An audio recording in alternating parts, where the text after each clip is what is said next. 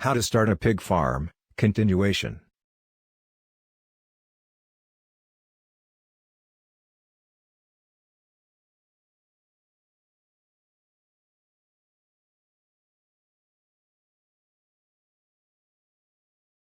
Pigs are produced outdoors or indoors, with outdoor production the lower cost option for new pig farmers.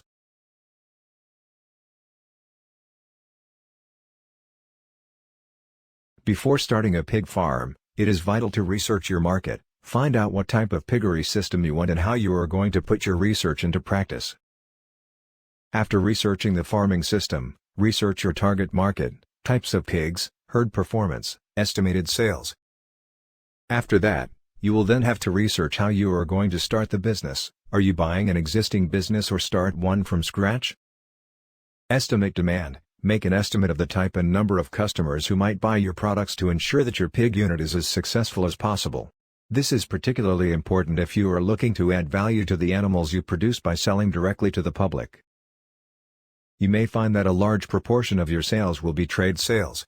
Your trade customers may include national supermarket chains and other large food retailers, meat processors and abattoirs, retailers and caterers.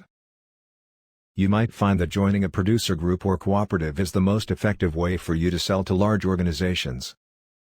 If you plan to sell direct to members of the public, either through your own outlet, at a farmer's market or in some other way, try to establish if there is enough demand in your area for meat sold in this way. If you are planning to sell a large proportion of your produce through local retailers and catering outlets, consider carrying out a survey of those businesses to find out what sector of the market you should aim for. Talk to prospective customers to establish the type of produce that is popular. For example, you may find that some cuts of meat are more commonly purchased and that added value items, such as joints ready for cooking prepared with herbs or a marinade, sell very well. An example of this is pulled pork, which has captured the public's imagination. You may also find that free-range and organic produce is very popular, as well as anything that is particular to your region, such as the breed of animals or the way meat is cured. There are two main types of pig farming in Ghana: indoor production and outdoor production. Indoor production is becoming the most sought-after business in Ghana, whereas the outdoor type of pig farming is slowly dying out. The most common breeds of pigs in indoor herds are large white and landrace crosses and hybrids of these. Indoor pig herds are kept in a steady warm climate. They are either breeding herds or feeding herds. The breeding herd consists of sows and their piglets, before they are weaned, and boars. Once the sows are around 6 or 8 months old, they are mated with the boar or impregnated using artificial insemination. After giving birth, the sows generally feed their young for 3 or 4 weeks until the piglets are weaned. The piglets are moved to separate pens where they remain until they reach a weight of about 30 kilograms. Feeding herd is the term given to pigs being fattened to slaughter weight. Many pig farms have both a breeding and feeding herd. On a farm with both types of herd, the piglets that have reached around 30 kilograms, known as weaners, are moved to rearing pens until they reach their slaughter weight of around 90 kilograms. Outdoor herds are still in the minority in the UK, but numbers have grown rapidly in recent years. As outdoor pig farming tends to be less intensive, it requires less capital investment, so is attractive to people starting up. Outdoor pigs are generally part Duroc, a breed that is hardy enough to withstand fluctuations in weather conditions and temperatures. In outdoor herds, the sows are typically housed in corrugated huts, known as arks, and have field access. The majority of the piglets produced by sows in outdoor herds are fattened in indoor rearing pens. When you make financial forecasts for your pig unit, it is important that you use realistic estimates for the physical performance of the herd, including making an allowance for the death of a certain percentage of your animals. When you are making an estimate of your sales income, you need to take into account the price you will receive, bearing in mind that pig prices can fluctuate significantly from one year to the next.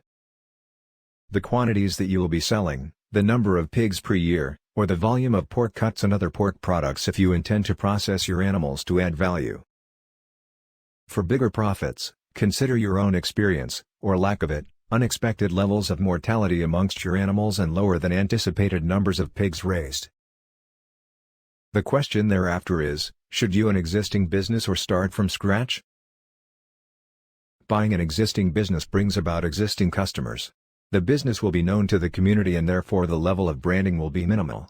The business will have regular sales, stock, and experienced staff.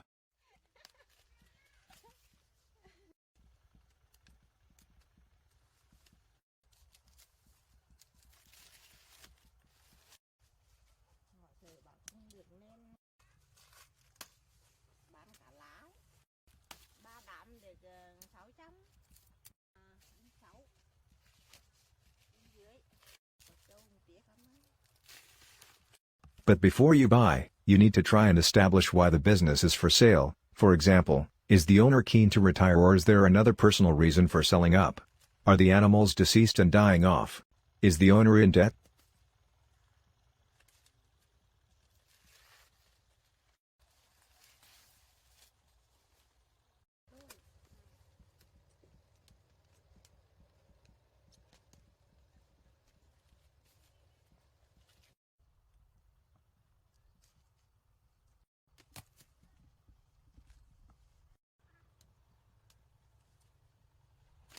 In recent years, many small pig farmers have left the industry as they have found it increasingly difficult to break even.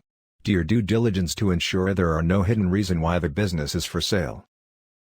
Your market research into the sector as a whole will help you to establish whether or not the owner is selling because he or she can no longer generate enough income from the business. This may not necessarily deter you. You may be confident that your proposed method of pig farming will be successful regardless of the previous financial results achieved by the vendor.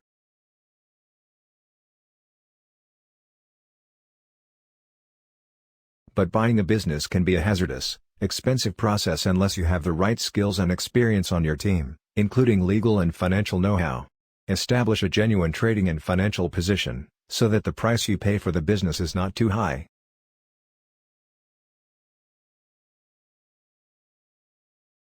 However, when starting from scratch, you will be in the driving seat.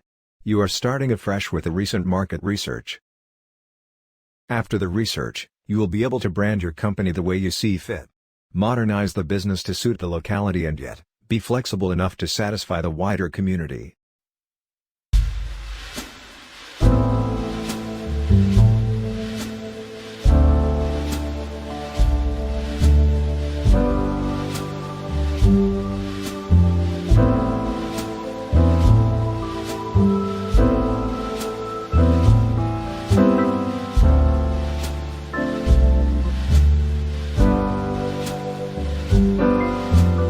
Although you may lack experience due to the company being new, you can employ an experienced worker that will guide you weather the storm as the business grows.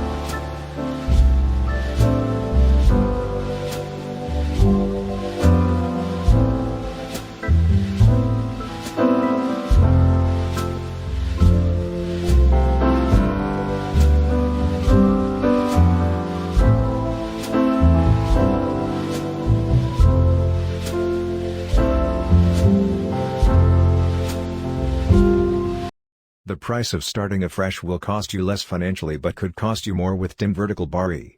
It may take you time to build the business up and running. It may take you time to find buyers and brand yourself.